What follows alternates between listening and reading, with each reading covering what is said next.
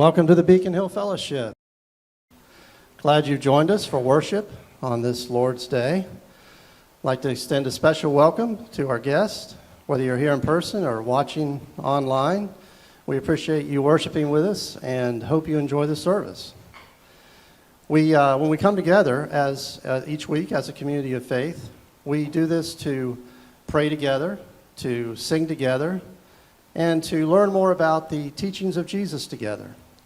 And we do this so that we can leave here with the knowledge that we need to be Christ's presence wherever we may be. And for us, that means imagining the types of things that Jesus might be saying or doing in this world in which we live. Collectively, as a church, we have some values that are important to us, and we have an ethos that emphasizes some of those values. And we like to say that ethos together as a congregation each week because we feel it's important to say and hear these words together out loud. So I invite you to join me in reading our ethos statement together.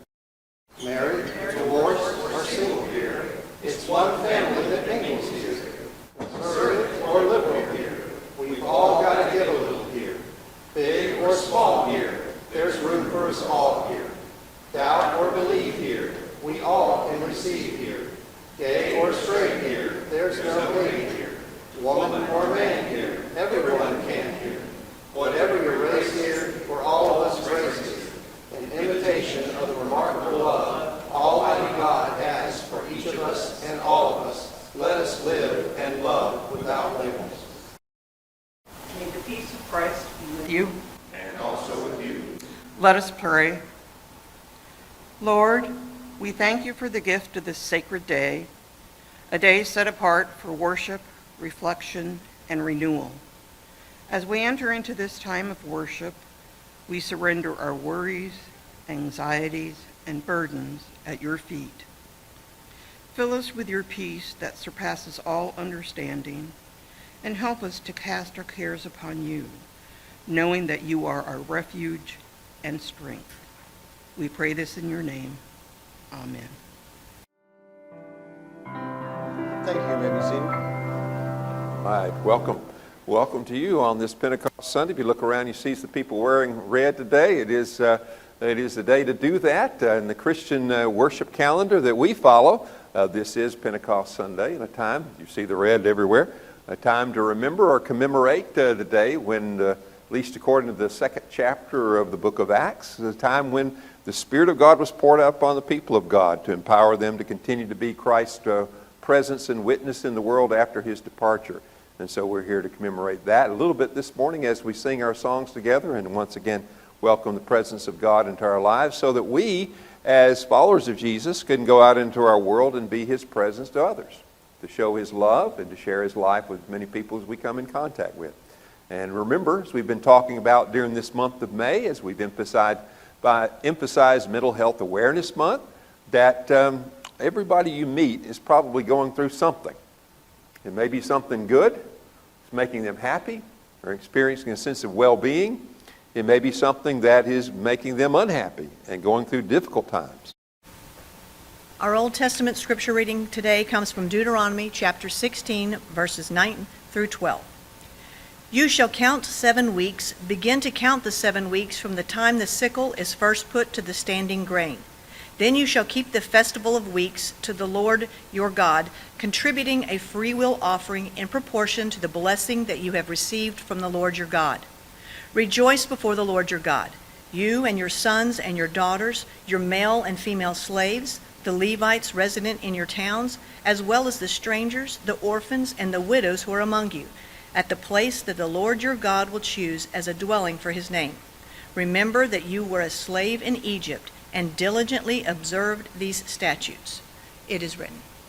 Thank you, Regina, for that reading. If you're not familiar with that text, it is one of the references for this day of Pentecost anticipated in the scriptures of ancient Israel. We're not going to say a lot about that today, just touch on it so you'll be reminded of the significance of this day in the Christian worship calendar.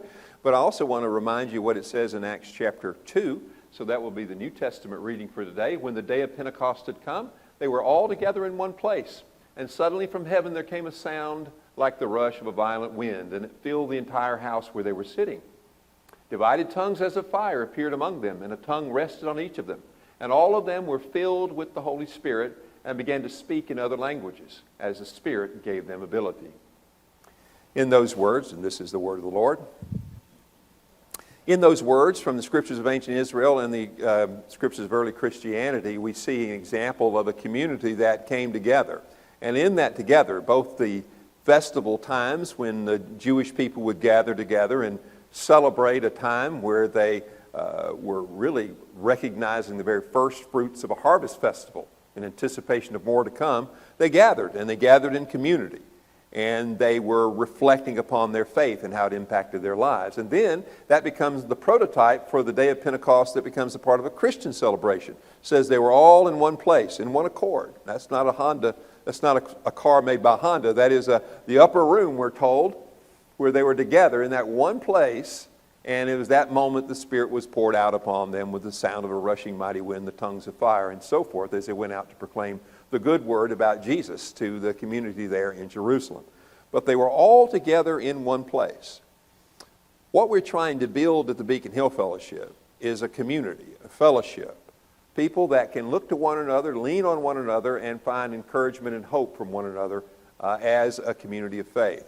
We also want to spread that concern to the neighboring community around us and communities that we're part of, so that we can be Christ's presence. And what we mean by being Christ's presence is that we can be the kind of people that can not only gather together as a community and find encouragement and help and hope here, and as we've been talking about this month, the sense of mental and spiritual well-being, but that we can go out and make that contagious so that more people in more places can also see the world in a different way and see one another in a different way. It is so easily in our world at this moment in time to become isolated, to become fragmented, to become apart from each other. I mean, we can get into our cell phones, or we can go home and turn on our televisions, and there's so much content there, we can completely isolate from community. I was talking to one of my children just the other day. I said, we don't even have to go to the movie theater anymore. We got so many movies, almost first-run movies we can find right there, and we can kind of live apart from each other. But we need one another. We need community. I think we need community to be healthy. Now, the community itself needs to be healthy, and we want to try to create that and sustain that here. But we also need to go out into the world and be a part of and be instigators of the kind of community, either one-on-one or with groups of people that support one another and create that kind of dynamic where that people can come to those places and be themselves and be honest about what they're dealing with. There are a lot of people in the world, and we've been talking about that this month with the mental health awareness, who feel the stigma of either mental illness or maybe going through a time of darkness or depression, or maybe they just struggle with cultivating good mental well-being in general. We want to be a place that promotes that and destigmatizes those kinds of things. So that's why we've been having these special emphases throughout the month of May. And we have some guests this morning. You heard Dr. Berney mention it last week. We're glad to have Dr. Berney Wilkinson and Dr. Richard Marshall come and be with us this morning. And we have some chairs up here for them to come and sit in if they would like, or stand if they like when they want to speak. And I think Clark's going to bring down a microphone that we can share. And what we wanted to make this be is kind of a relaxed question and response time. On the screen behind me, first of all, I want to say a little bit about them as they come forward. Just come on up and sit. You can sit in any chair you want. I'll sit in the one that's not used. And I'll tell you a little bit about them. Dr. Berney Wilkinson is a licensed psychologist who has practiced in Central Florida for over 20 years and specializes in pediatric psychology, neuropsychology, and forensic psychology. Dr. Berney provides a wide array of mental health services to his clients, including individual therapy, family therapy, and parent training, psychological and neuropsychological assessment, forensic evaluations, and group therapy. Dr. Richard Marshall is a licensed school psychologist who has practiced in Central Florida for over 20 years, specializing in pediatric psychology, psychological, educational, and neuropsychological assessment, family therapy, couples therapy, and parent coordination. We're glad to have both of them. Oh, I want to read this too, but we're glad to have both of them. Let's give them a hand. All right. All right, and I wanted you to hear this part too. In addition to their clinical service, Dr. Berney and Dr. Marshall have conducted workshops and seminars for professional and community groups around the world. They are the co-authors of a parenting book entitled Handbook for Raising an Emotionally Healthy Child. That's available on Amazon. And the Pediatric Behavior Rating Scale. They also co-host a weekly podcast entitled The Mental Breakdown, which can be found on YouTube and on most podcast platforms. So we hope you also, as a result of this, direct you to you can follow up and listen to more. I've listened to The Mental Breakdown. Great stuff. And we're glad to have them both here today. And what we want to do is, if you'd like to give a little opening statement, both of you, I'd like to hear from it, but we also want to give you a chance to ask questions. And we want this to be a kind of a question and response time. So how we can ask questions here, this is what we'll do. You can send me a text. My number's going to be up there, and I'll read your question if you don't feel comfortable saying it out loud. But if you do say it out loud, I will need to repeat it because there's a video of this and going to be a video of this service, and I'll need to make sure that people know what question they're responding to. So I'll start with you, Berney. Would you like to start off and just say whatever you'd like to say? All right. Well, it's good to see you all. And I'm really excited about this because Dr. Marshall and I, we have spent most of our careers together. We've been working together for about 22 years now. And this is what we really enjoy doing, is just talking to people and sharing about mental health, mental wellness, in whatever way it affects people. And so we're really happy to be here and look forward to any questions or any way we can help out. I'd like to thank you, first of all. And I was listening. May I call you Pastor Tim? Okay, call me Pastor Tim. Is that it? Or whatever you Okay. want. I'll call you Pastor Tim. Fine, Okay. fine. You mentioned that you want to develop a community and you want to spread that word to others. I was raised in a church, and I've always felt that if the churches don't build mental health, and if they don't foster mental health, who's going to do it? And in our culture today, most churches are falling short of doing that. They're part of the problem instead of the solution. And I want to thank you for being part of the solution, and I'm very proud to be here. Thank you. Well, what we'll do is we'll start off the questions. And I have one that's come in, but I will hold it for just a moment to give you an opportunity. Also, by the way, you can send your text message up there to my phone, and I'll get it and I'll read it. But does someone have a question that you would like to ask out loud? Go ahead, Janine, and I'll repeat it. So if you'll say it loud and clear. Let me repeat that question. The question is, for those who might watch this by video, is how do you deal with an older adult child who is dealing with some severe or serious mental illness? How does a family member deal with that and get that person the help that they need? And I hope that you all saw that he passed the microphone to me right away. If I didn't, he'd give me a black eye. That's a very difficult situation because, of course, just like with any medical concern, the person has to be go through with it voluntarily and volitionally, and that creates a problem. I think that it was support groups and things like that online were mentioned earlier, and I think that there's a lot of support groups for people in those kinds of scenarios. For people to access and to talk to other people going through similar issues. I think that the really hard thing to talk to people about in those situations is about creating boundaries and sort of protecting oneself, because sometimes we get pulled into other people's difficulties that they don't then try to address themselves, and then we get pulled into them, and then we start to experience some challenges. And just like when you're on you're flying in an airplane, they always tell you to put your own oxygen mask on first. If you're not taking care of yourself, you're not going to be able to take care of anyone else. And so I think that practicing some of that self-care and getting some support, maybe from others who are going through something similar, is probably the best way to start, and then other avenues may open up. You mentioned that she's an adult. Is she able to take care of herself? Somewhat. Is she independent? At this point, they don't even know what she is. Okay. She's really, she's probably off the medication.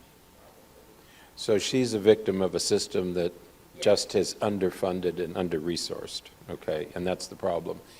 But I think Dr. Berney makes a good point, and that is that whether they're 42 or 2, they are still our children, and we still hurt, and we still ache, and we still want to help, regardless of how old they are.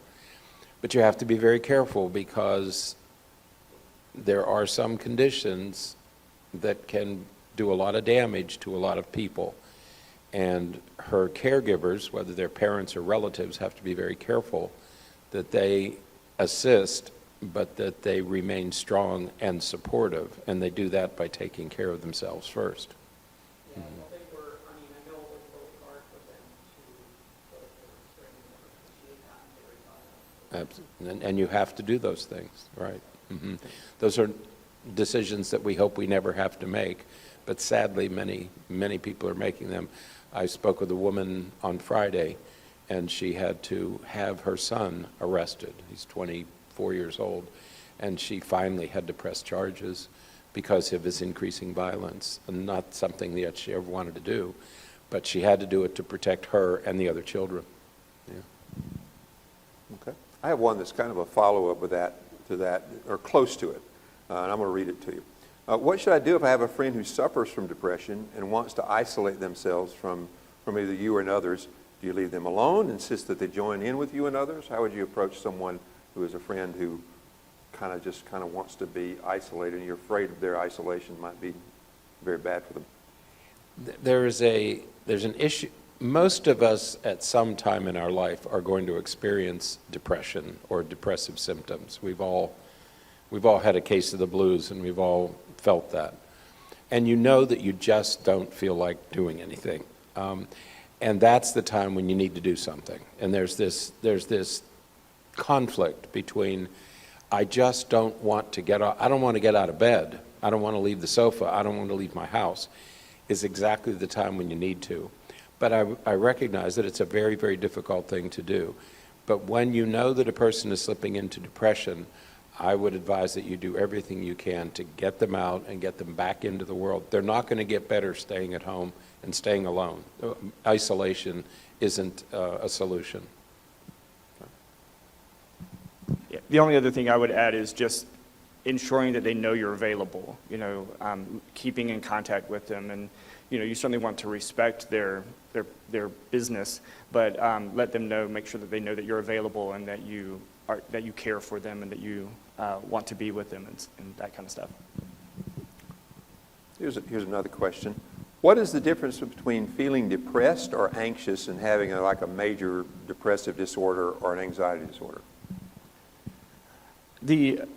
This entire month, and maybe even in previous months, we've been spending a lot of time in our podcast talking about this issue, because we think that, you talk to just about anyone, and a lot of people are saying that they have mental health conditions. A person who likes to have their house really orderly, they'll say, I have OCD. Or, a person who is having a hard time focusing on something, they'll say, oh, I have ADHD. Or, and certainly we hear it a lot in our practice, because people will come in and they have already diagnosed themselves. And there's a big difference between having a mental health condition, a mental illness, and having symptoms of a mental health condition. There are just about every symptom that you can think of that qualifies as a mental illness is perfectly normal at some point in life. Whether it's depression, it's perfectly natural to feel depressed when you've lost a loved one. It's perfectly natural to feel anxious when you're sitting in front of a crowd of people and you're talking to them and answering questions. It's perfectly normal for a 5-year-old to talk about imaginary friends. It's not natural for a 25-year-old to talk about imaginary friends. So there are perfectly normal, natural times when we experience some of these mental health conditions, but what really differentiates is what is referred to as an impairment in functioning. When your depression gets to the point where you can't get out of bed and you can't go to work, or your anxiety is so bad that you are afraid to leave your house, and you start secluding yourself and only using Grubhub and delivery services for all of everything that you need, and you just never leave the house. That's where you're starting to get into mental health conditions and mental illness, because it's creating an impairment in functioning. And that is the primary key that we look at when we're looking at diagnoses, as opposed to just experiencing some symptoms that could relate to some of those conditions. It's really a very good question. How do I know when it's a mental illness? How do I know when I have something serious going on? I always start with the 80-20 rule. Despite the fact that the rates of mental illness are increasing, especially among teenagers. We know that. But only about 22% of the population has a mental illness. So there's an 80% chance that it's not a mental illness. Now, if I told you that there's an 80% chance that it's not going to rain today, you'd probably be okay to plan a picnic, okay? So it's the same with mental. There's an 80% chance that it's not. How do you know that you're getting there? It's the impairment issue that Dr. Wilkinson's talking about.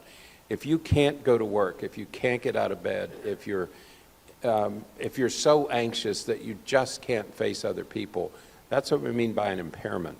And if it's moving in the direction of an impairment, then you probably should seek mental help. Not through Dr. Google, but seek mental help from a professional who will be able to answer all of the questions you have. AI and all that stuff is wonderful, but you can never ask enough questions, and you can never get enough of a response to get your question answered. You really need to talk to an individual so that you can ask all the questions you have. I have one from the congregation here. As a person with a mental health condition of my own, how would you recommend I identify the line between setting boundaries and showing compassion and support to friends in need? This is from someone who's struggling with mental health conditions. Help me understand that. I'll read it again. How would you recommend I identify the line between setting boundaries and showing compassion and support to friends in need? When most people talk about boundaries, they talk about putting boundaries on other people. I have to put boundaries on my sister. I have to put boundaries on... I like to think of boundaries as something you put on yourself. You need to establish where your boundaries are. Once you're clear about that, and if you're working with another person, if you have a friend who's struggling, you have to know where you want to stop. Your friend is going to need your assistance, and you don't have to set boundaries on that person. I would think more in terms of setting boundaries on yourself. Whether it's a family member or a friend or a colleague, you have to know how close you're going to let somebody get. And you're setting that boundary, not on them, you're setting it on yourself. Right. And again, I think that the only thing I would add to that is taking some self-inventory as far as where you are and how you're feeling. Again, what somebody else is going through can have a significant influence on how well you're doing. And so if you're taking on, we see this a lot in teenagers. The teenagers will say, my friend will commit suicide if I don't call them and if I don't answer the phone right away. And it's wild to hear teenagers say that, but they truly, honestly believe that they have that level of responsibility with their friends. And we have to work with them to teach them that, that you're not responsible for their complete health, and that if you keep getting sort of pulled into those scenarios to where it drains you and it puts you now at risk, you're not doing anybody any good. So as Dr. Marshall said, creating those boundaries for yourself, knowing how far you can go, how much of you can give, and then taking that time to sit back and recuperate before you then go in to try to help anymore or be there again in the future. I have another question. All right, I'll come to you. I'm going to read this one. I'll come to you next, Terry. If someone is taking meds for PTSD and depression, should they stop medical marijuana use? It's okay. I don't know. know. Answer the question. It depends. Marijuana is always such a challenging topic because we have, because the way that the system is set up here, we have done such a horrible job at researching it. Anecdotally, people talk about tremendous benefits of marijuana. I don't buy the whole thing that people say, well, it's because it's natural and it's because it comes from nature. Heroin comes from nature. That doesn't mean that it's safe. But marijuana has been shown to help a lot of people, especially with things like anxiety and that kind of thing. But it really needs to be taken into consideration what other medications you're taking. Physicians now, most physicians, including psychiatrists, have plenty of patients who also take medical marijuana. So talk with the physician that's prescribing your depression and PTSD medications, because they will know if there's an interaction between the medications that could be dangerous or problematic. They'll also know that if the medical marijuana is more beneficial, it's doing a better job than the prescription medications, they'll help you come off of those prescription medications in a safe way. A lot of times the antidepressants and anxiolytics are really difficult to come off of, and can take a really long time. We did a podcast a couple years ago, actually, on the difficulties of coming off of antidepressants, and it's probably one of the podcasts that we get the most comments on YouTube, because people sometimes struggle for years trying to come off of the medications and for some of those side effects to go away. So, definitely work with your physician before you just kind of stop any of those medications. Yeah, this whole marijuana thing it continues to confuse me. You're talking about a drug interaction, and that's a very complicated world to get into, and you really have to know what you're doing, and most don't. Even many physicians don't know. Pharmacists know. They probably know more about drug interactions than physicians do. And you can always ask a pharmacist, and they might have more accurate information because they know the medications better. But you're talking about drug interactions, and it's a very complicated world. There are physicians who will tell you that if you are taking marijuana, they are not going to prescribe any medication to you. Okay, that's a physician by physician decision. It's really up to the physician. Other physicians are willing to work with you, and they'll work with you for marijuana that's high in THC or that's high in CBD. But you have to have that conversation with your physician. The other question is coming off any medication. Be very, very careful, because most medications you have to come off slowly. Not all, but many medications you have to come off slowly. So I would only do that under a physician's care and knowledge. Terry, I think you were... Okay. Let me respond so everybody can hear that question for the video. The question is, can you respond to the issue of depression is not something you simply pull yourselves up by your bootstraps and just get over. You sometimes need help and so forth in dealing with it. That's, I think, the gist of what the question is. Right. As I said before, only about 20 or 22% of people have experienced depression. Most haven't. If you ever have, you will understand what is your name, Terry? Terry. You'll understand exactly what Terry's talking about. You don't talk yourself out of it, and you don't just get up and get going and pull yourself up by the bootstraps and get over it. It is a debilitating, seriously debilitating illness, and you just can't get up and say, okay, I'll do better. Earlier I said, it's when you don't feel like doing anything that you need to start doing something. Having said that, I understand how difficult that is. But Terry, you're absolutely right. It's not something you just get over and get up and start moving again. It's a very serious and debilitating condition. Yeah, depression is like that. Anxiety is like that too, just to make sure that we're aware of that. In fact, all mental health conditions are like that, because we think of anxiety. Well, you just do it. Well, people with anxiety, their body can lock up. When you go into a panic attack, for example, if you've never experienced a panic attack, you really don't have a way to appreciate what a person is going through when they're experiencing that, because you can be doing everything you can to tell your body to move, and your body just will not move. So mental health conditions are, they are a real thing. We don't know necessarily why they happen. We don't know all of the biological mechanisms behind it. But when you have a kid with ADHD and they're impulsive, It doesn't help to just say, well, just stop and think before you do anything. If they're impulsive, they can't do that. I mean, that's the definition of impulsivity. You can't do that. But we just expect them to do it, and they really can't. Their brain and their body sometimes just doesn't let them do some of those things. So, Along with that, here's a question that also has ADHD in it.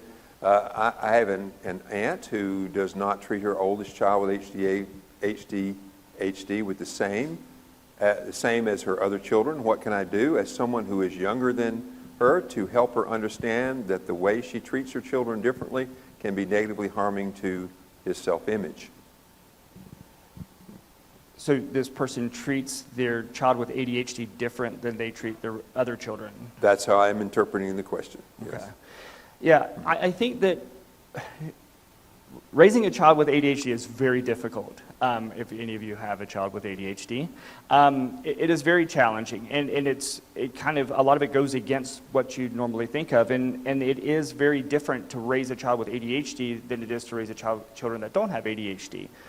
What we often find is that many of the same principles that you would use that are healthy for raising a child with ADHD are really good for all kids. You know, it's sometimes a little bit more work than you need to do with kids that don't have ADHD, but for the most part, it's all the same stuff: consistency, predictability, organization, planning. All of those things that are really good for kids with ADHD are good for all kids. It's just that the other kids don't have to have it like the kid with ADHD has to have it. And so we tend to recommend for parents to be pretty consistent across with all of their kids. Again, recognizing that sometimes that's difficult. You get into a really sticky situation when you start to apply consequences to some kids, one of your kids, and not those same consequences to another kid when they're doing the same thing. We see this in schools all the time. And so it can create a lot of problems in the house and a lot of other behavioral issues, both from the kid with ADHD as well as the kid without ADHD. And so you have to be really careful, and so it's so important to be consistent across all the kids. Kids who have ADHD are a pain in the neck. They are just a darn, I can only say darn here. No. They're a darn, no, just darn. Speak freely. No, I'll say darn. They're a damn nuisance. They are just a nuisance. Uh-huh. They're always on. They're always causing trouble. They break stuff. They spill stuff. They're just a doggone pain in the neck. But if they're in a family, that kid starts to get treated like the family troublemaker. And that's where Peck's bad boy and the black sheep of the family. And once... And I would love to ask you, whoever was asking the question, I have additional questions that I'd like to ask you, but presumably what you're talking about is that the child with ADHD is probably the recipient of harsher discipline and more discipline, and that can turn the child into the black sheep of the family. And the thing about ADHD that you need to remember is that ADHD puts children at risk for anxiety and depression. And if you take a kid with ADHD and you punish him hard enough and you push him hard enough, you could easily push that child into a mood disorder. And that child could turn dark. Kids with ADHD are not angry. They're actually fun to be with. And if you're ever stranded on a desert island, you want to be stranded with somebody who has ADHD, because they can stay awake and they can climb trees and they can fight bears that you're afraid of. Okay, they don't have any fear. Okay, and they'll keep you entertained. You're not going to have a moment's rest, but you're going to be safe if she has ADHD. Yes. I was trying not to use any names, but. But you have to be careful, because if you poke them hard enough and long enough, they will turn dark. And then you're entering a whole new world that you don't want to enter. So you do need to be careful. Here's another question. Can a diagnosis of bipolar be one and done since the conditions that brought it on are removed? Is there bipolar something that I'm interpreting it's just a thing that's there, whether it's conditions or not? Thank you. You noticed that. Okay. No, the thing, the way that we conceptualize mental illness is that mental illnesses don't go away. We treat symptoms, we learn to manage symptoms, we learn Bipolar to... 2, bipolar 2. Bipolar type 2. And bipolar type 2 is very different than bipolar type 1. Just very quickly, bipolar type 1 is where you get the true mania that can end up hospitalizing a person, where they're running down Memorial naked and stuff like that. That's bipolar 1. You have those manic episodes. With bipolar 2, you have the major depressive episodes, but you have something called hypomania, which, I mean, if I was going to have anything, I would want hypomania, because it gives you a lot of energy and you get a lot of work done, but it doesn't cause that significant of an impairment. In fact, for it to be hypomania, it can't cause an impairment in functioning. It's a very interesting condition. But when it comes to mental illnesses in general, they don't really go away. We used to think that ADHD goes away in adolescence, but what we find is that what actually happens is the teenagers just manage things differently, because in elementary school, everybody has to take the same class. Well, in high school, a kid with ADHD can have 2 PE classes, and they can take shop, and they can take other classes where they don't have to sit down and listen to a teacher talk for 2 hours. So that makes it a lot easier for kids with ADHD to cope with that stuff. So even when we have a remittance of symptoms, our diagnosis would go to bipolar type 2 in full remission, or something like that. It would be how the diagnosis would slightly modify. But what I would want that person to recognize is that there's always the potential risk, and that's why it's so important to keep with those healthy strategies and healthy approaches in lifestyle decisions, with good sleep and good dietary habits and good exercise and some of those kinds of things, because that helps to fend off those mood-related episodes that can reemerge sometimes years after, when you thought everything was going well and there weren't any other problems, and all of a sudden something kicks in and hits you, and there it starts to come back again. And so we always have to stay vigilant and practice those healthy habits to fend off the reemergence of any of those symptoms. You used the term one and done. What did that mean? I'm interpreting. I'm Go just ahead. reading. I don't have a... Read it again. I mean, that wasn't a command, that was just a request. Okay. Sorry, I'm gonna it's quite all right. Let me go back and find it here. Okay, here we go. And we'll try. Can a diagnosis of bipolar 2 be one and done? I'm interpreting one and done since the conditions that brought it are removed. Is that accurate? One and Whoever done, wrote that to me, one is and that done sounds accurate? like it would go. Well, but the thing about by its very name, bipolar, 2 poles, okay? So sometimes you're a little bit depressed and sometimes you're a little bit active. And that comes and goes. So by definition, symptoms are going to come and go. The disorder doesn't go away. The symptoms change over time. They might change over a day, they might change over a week, they might change over a month. But it doesn't go anywhere. If it's an accurate diagnosis, you're going to have the diagnosis. The symptoms, however, could change from time to time. And I think that's probably what's being reflected there. I'm not 100% sure, but I'm going to go with that. That's where the smart money is. Very good. If you have a question, a follow-up to whoever wrote that to me, you can come and maybe talk to them afterwards, get if you want to clarify that. Here's another that's along the line of bipolar. I am bipolar, and I'm in a relationship that is losing intimacy and support. How do I fight the urge to fall into depression? Oh, how do you fight the urge? That's a difficult one, because you're probably not going to have complete control of that mood. That mood could easily overwhelm you, and you're not going to be in complete control of it.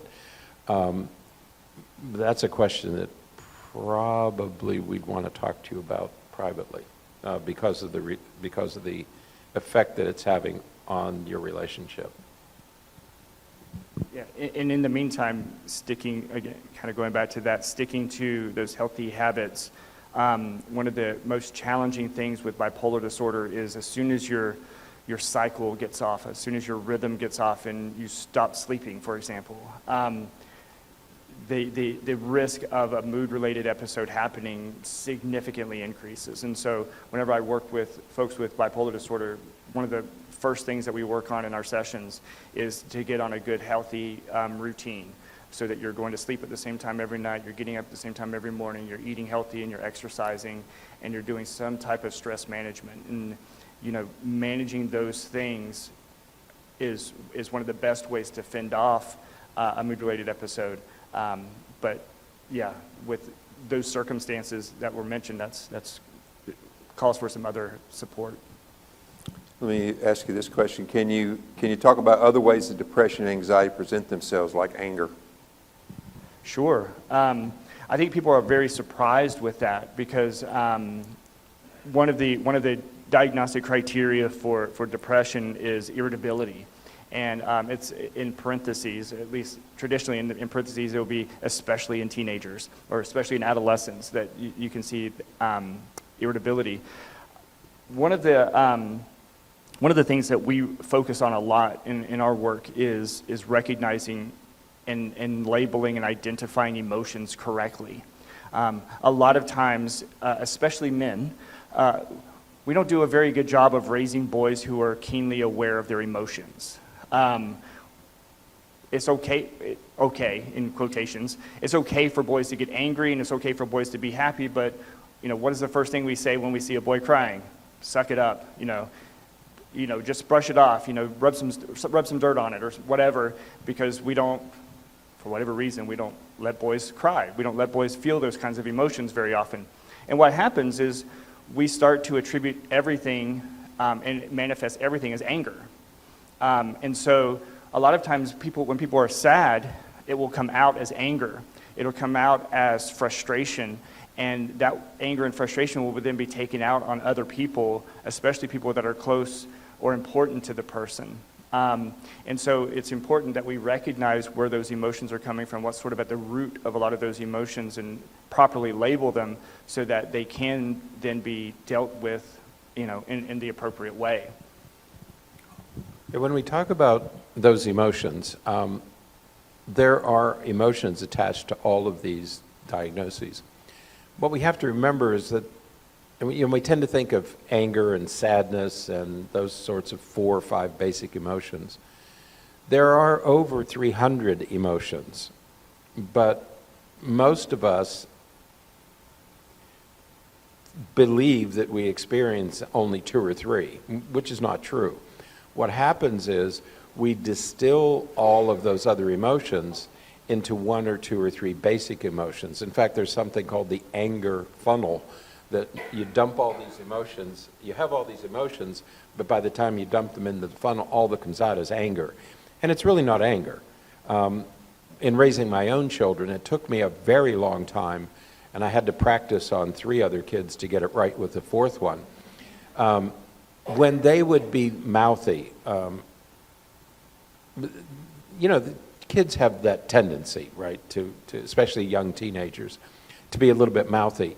And at first it made me angry, as you can't talk to me. I'm the parent, right? I used to think I was in charge. And so they would say something impertinent or disrespectful, and I would get angry. And I would say, you can't talk to me that way, and there would be this firestorm in my house. And then one day it dawned on me that I really wasn't angry. It hurt my feelings when they talked to me that way. And so I was feeling hurt, but I was turning it into anger, which was exactly the wrong thing to do. And when I said to my daughter, wow, that really hurts my feelings, she and I had a very different conversation than when I said to her, you can't talk to me that way. That's one conversation. But saying, honey, that really hurt, was a very different conversation. So be careful that you identify the right emotion. Be very, very careful about that. Very good. I've got several questions up here that we could go, but we're pushing close to our normal time. I want to wrap it up with one more question just from me. And those of you who asked questions I didn't get to, we'll have to do this again sometime soon and address some of them. A couple of them I got are going to be addressed next week, I think. when there were questions about how do we promote positive mental well-being. And Berney, I know, is going to be back with us next week and talk about that specifically. So some I just kind of redirected to next week. Some that are very important that I just couldn't get to today for the sake of time, and we want to do them justice. Maybe you can touch with them about it afterwards and just to ask your question. But I want to conclude with this. And one time I was sitting in a room with a couple of attorneys, and I said, well, who needs a lawyer? And they said, everybody needs a lawyer. Well, I have a couple of therapists up here, so I want to ask this question. Who needs a therapist? Everybody. The therapists need the therapist. Everybody. So it's okay to need help. Everybody Absolutely. needs help.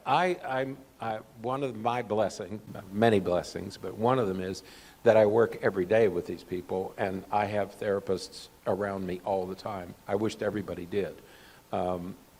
It's a blessing to have these guys in my life. So. We meet on Saturday mornings to record our podcast, kind of early, around 4 or so in the morning on Saturdays to record our podcast. And yesterday morning we sat down and we talked for about 2 hours, just talking about a lot of stuff that he's going through and a lot of stuff that's happening with our work and with just the different stressors that we're having. And we talked for 2 hours.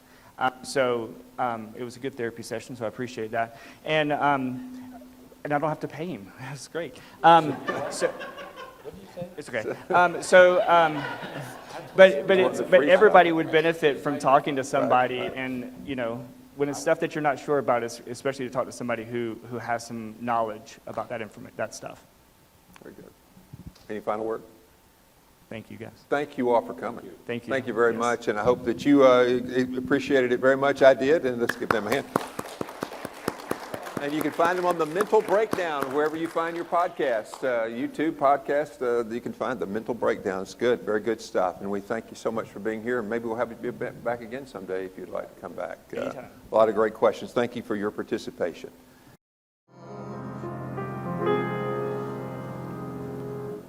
I wish that were true. Too often has not been.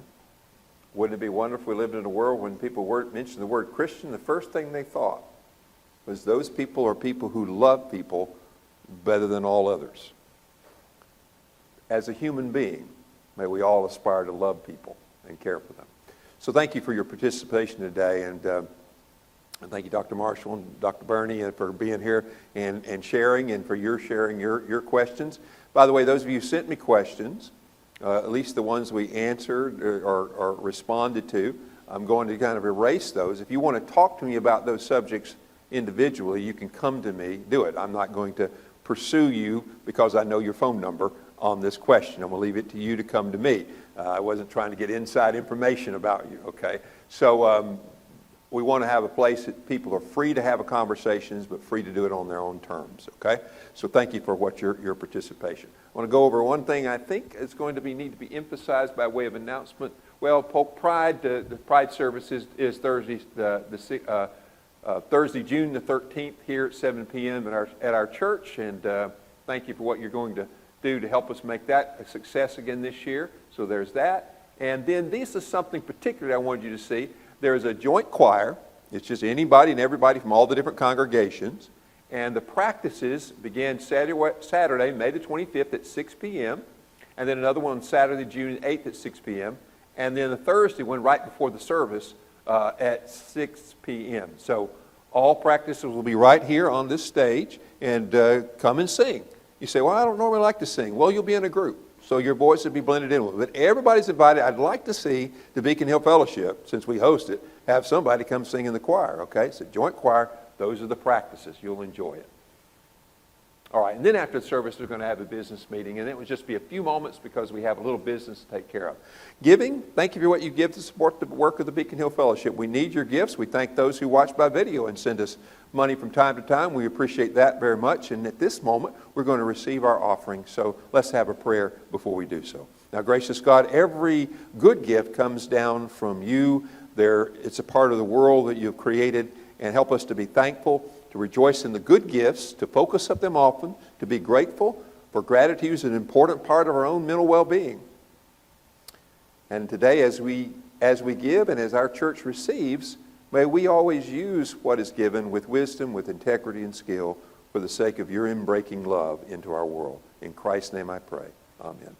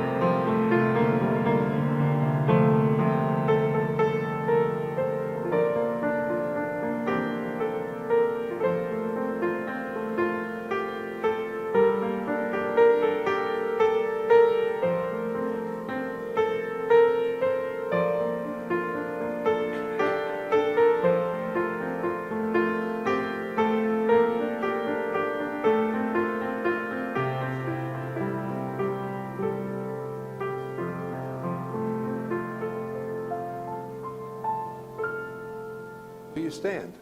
Thank you for being a part of our service today. If you notice the different things that are going on, there's a lot of things going on, different ways you can plug in.